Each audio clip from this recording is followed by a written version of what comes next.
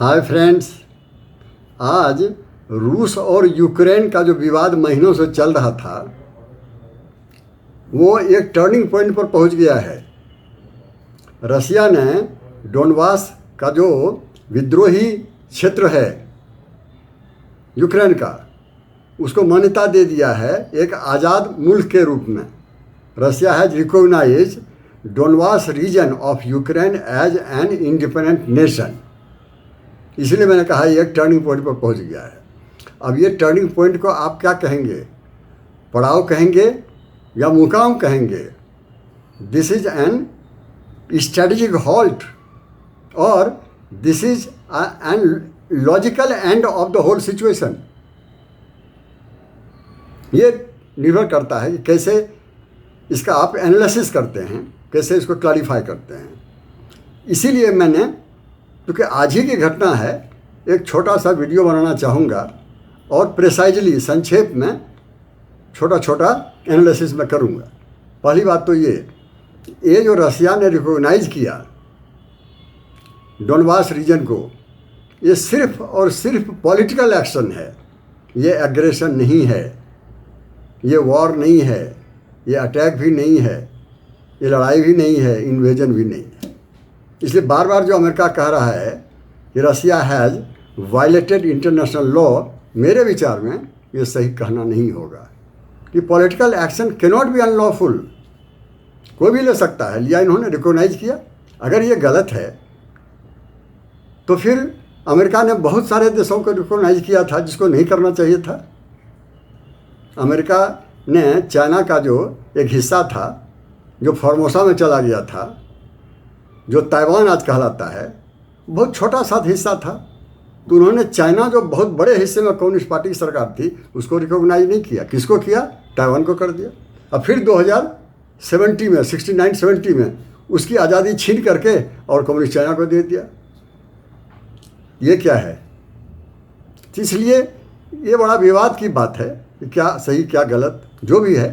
ये पड़ाव है या मुकाम है, इसकी व्याख्या हम बाद में करेंगे, लेकिन पॉलिटिकल एक्शन है, इसमें कोई दो राय नहीं है। दूसरी बात, जो डोनबास रीजन है इसके अंदर में इसके दो हिस्से हैं, डोनेस्क और लुहांस्क। ये दोनों इंडस्ट्रियल बेल्ट है वहाँ का, यूक्रेन का।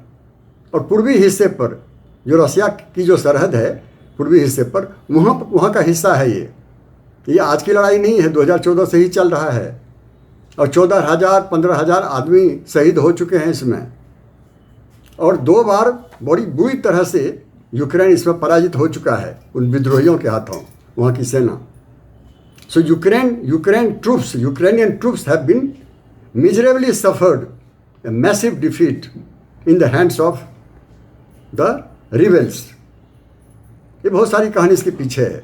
इन लोगों ने खुद डिक्लेयर कर दिया था कि this is a people's republic, हम आज़ाद हैं, यूक्रेन के साथ नहीं हैं। तो ये सारी बातें हुई थी और रसिया ने उसको समर्थन भी दिया था। ये घटना पुरानी है, हाँ, रिकॉग्निशन नई बात हुई है, लेकिन इसका सीक्वेंस, इसका बीज बहुत पहले से बोया गया था। बाद में बड़े पौधे हुए, पेड़ बन गए, और देखिए वो कितना कटीला बन चुका है आज जा करके। और 2 बार इसको यूक्रेन ने सहमति दिया था कि हाँ, ये हिस्सा जो है विद्रोहियों के हाथ में, इसको हम ऑटोनमस रीजन बना देंगे, रहेगा यूक्रेन के ही सॉवरेनिटी के अंदर में, लेकिन उनको हम एक ताकत देंगे, एक पावर देंगे और लॉ के हिसाब से, कानून के हिसाब से वहाँ वो राज करेंगे। आज वो मुकर रहे हैं तो उनकी मर्जी। और रही बात रसिया का, जो कह रहे हैं अमेरिका कि रसिया जो है आक्रामक है। अगर रसिया आज आक्रामक है तो अमेरिका ने पिछले 70-80 साल में बार बार ऐसा आक्रमण किया है। कहाँ कहाँ शुरू करें? कोरिया करें या वियतनाम किया जाए, ग्रेनेडा किया जाए, अफगानिस्तान किया जाए, या सद्दाम हुसैन को हटाया, उसको क्या कहेंगे आप, इराक को, फिर कोरिया, फिर सीरिया में क्या किया इसने, अरब इजराइल में बार बार क्या कर रहा है। इसलिए what ever is convenient for you is justified. If it is not convenient for you, inconvenient, that this is wrong. ये आपकी परिभाषा है।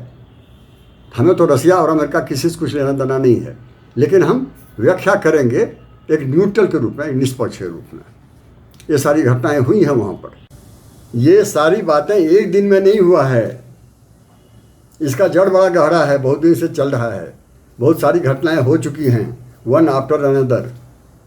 मैं इन सारी घटनाओं को एक एक करके संक्षेप में बताता हूँ। पहली बात तो ये 1991 में सोवियत रूस के 15 हिस्से हो गए।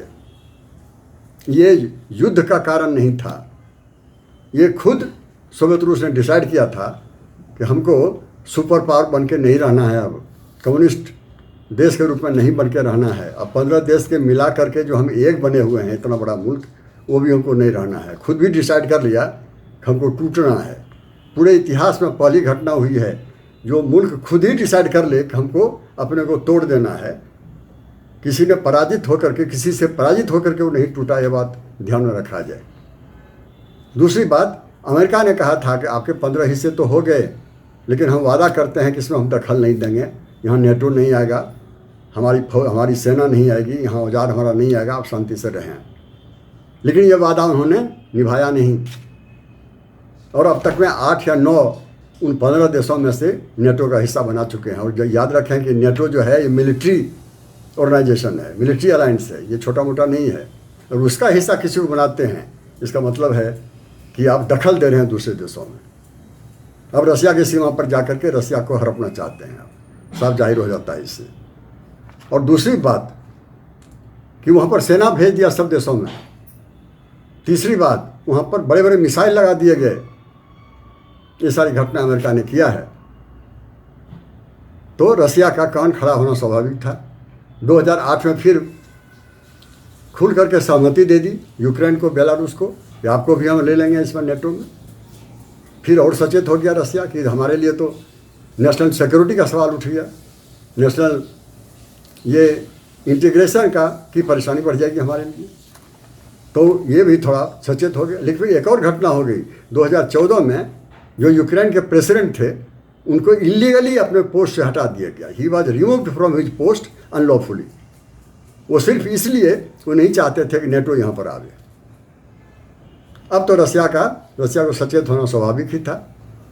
उन्होंने क्या किया कि जो क्राइमिया है, क्राइमिया कभी रसिया का हिस्सा हुआ करता था, बीच में यूक्रेन को दे दिया था।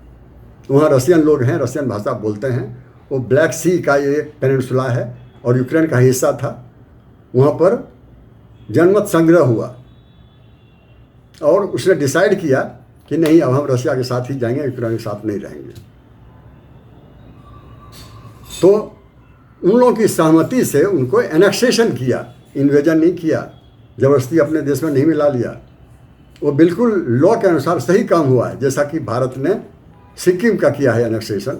वहाँ के लोग चाहते थे, भारत ने लिया उनको, किसी ने विरोध भी नहीं किया। गोलन हाइट को लिया इजराइल ने, किसी ने विरोध नहीं किया, और किया तो पॉलिटिकल विरोध था, लेकिन लीगल था। उसी तरह से रसिया ने भी किया है, रसिया ने इन्वेजन वहाँ भी नहीं किया है। उसके बाद क्या हुआ कि यहाँ जो जिस क्षेत्र को रसिया ने आज रिकॉग्नाइज किया हुआ है, ये डोनबास क्षेत्र जो है, वहाँ विद्रोह शुरू हो गया। वहाँ भी रसियन भाषा के लोग बोलने वाले हैं, रसिया की सीमा पर तो हैं ही। उन्होंने कहा कि हम नहीं रहेंगे यूक्रेन के साथ, आज़ादी चाहिए। और अमेरिका को मौका मिल गया, उन्होंने सहमति दे दी कि हम आपको समर्थन देते हैं। पूरी तरह समर्थन दिया और युद्ध शुरू हो गया विद्रोहियों में और यूक्रेन की सेनाओं में। यूक्रेन की सेना 2 बार बुरी तरह से पराजित हो गई, जैसा मैंने कहा, इमेजिनेबली डिफीटेड। तो अंत में जाकर के आ गया फ्रांस और जर्मनी, कहा कि हम आप सबका फैसला कर देते हैं, मध्यस्थ बनकर, मीडिएटर बन करके। और मिन्स्क जो जैसा कि मैंने पहले कहा था कि बेलारूस की राजधानी है, कैपिटल है, वहाँ 5 लोग बैठे, विद्रोही के नेता, यूक्रेन के प्रेसिडेंट, रसिया के प्रेसिडेंट और फिर फ्रांस और जर्मनी के 5 बैठ करके वो मिन्स्क 1 और मिन्स्क 2 किया। और दोनों में ये बात सहमति हुई कि सीज फायर होगा। दोनों में इस बात की सहमति हुई कि औजार अब हटा दिया जाए, युद्ध नहीं किया जाए। और यूक्रेन ने यह भी कहा कि हम जब सब शांति हो जाएगी तब हम जो हमारा क्षेत्र है, ये भूभाग है जहाँ विद्रोह कर रहे हैं, उसको हम आधी आज़ादी तो जरूर दे देंगे, ऑटोनमस रीजन इसको बना देंगे, पुलिस इनकी होगी, इनका कोर्ट भी होगा, जुडिशरी भी होगा, इनका लॉ भी होगा। ये सहमति दी थी। बाद में जब इसको इम्प्लीमेंट करने की बात उठी तो कहा नहीं हम नहीं करेंगे इसको, मुकर गए वो। क्या रसिया के दबाव में हमने किया था? रसिया के दबाव में नहीं किया था, असल में उनको वहाँ से प्रोवोक किया गया दूसरी तरफ से, वेस्टर्न साइड से, नेटो साइड से, और वो बोलने लगे उसकी भाषा। तो ये घटनाएं जो हैं इसका जड़ बहुत दूर तक है, और ये वादा किया था कि आपको हम अधिकार देंगे, नहीं दिया। आज जो वादा किया गया था उसी का एक लॉजिकल एंड हुआ है। Whatever assurances were given by Ukraine to their own people, the rebellions, the separatists, now whole incident today has come to an end of logical conclusion. This is what I feel it. और अंत में और छोटी छोटी 2-3 बातें। पहली तो ये सारी घटनाएं रसिया के सरहद पर हो रहा है, रूस में हो रहा है, उसके बगल में हो रहा है, अमेरिका में नहीं हो रहा है। और जो नेटो के जो ओरिजिनल पहले वाले देश हैं, चाहे वो फ्रांस हो, ब्रिटेन हो, चाहे वो जर्मनी हो, वहाँ नहीं हो रहा है। ये यूक्रेन की सीमा पर हो रहा है, रसिया की सीमा पर हो रहा है। और रसिया की लड़ाई जो है, अगर वो नहीं लड़ेगा तो देश फिर से भंग हो जाएगा। ये बड़ा फ़र्क है दोनों में। तो कौन एग्रेसर है और कौन नहीं है, ये खुद आप डिसाइड कर दीजिए, कौन सही और कौन गलत है। अमेरिका उतनी दूर से आया हुआ है रसिया के सीमा पर, और यूक्रेन को आगे बढ़ा के रसिया से लड़ाने के लिए। रसिया खुद अपनी सर्वाइवल की लड़ाई लड़ रहा है। एक तो ये बात ध्यान रखने वाली है। दूसरी बात एक और है कि इसका असर भारत पर क्या होगा, इंडिया पर क्या इम्पैक्ट होगा। ये निर्भर ये करता है कि घटना कहाँ तक जाती है। अगर सिर्फ रिकॉग्निशन तक ही बात ख़त्म हो जाए, आगे कोई बात ना बढ़े, रसिया को अगर सैंक्शन किया गया है ये भी अगर ना हो, तो भारत पर कोई असर नहीं होगा।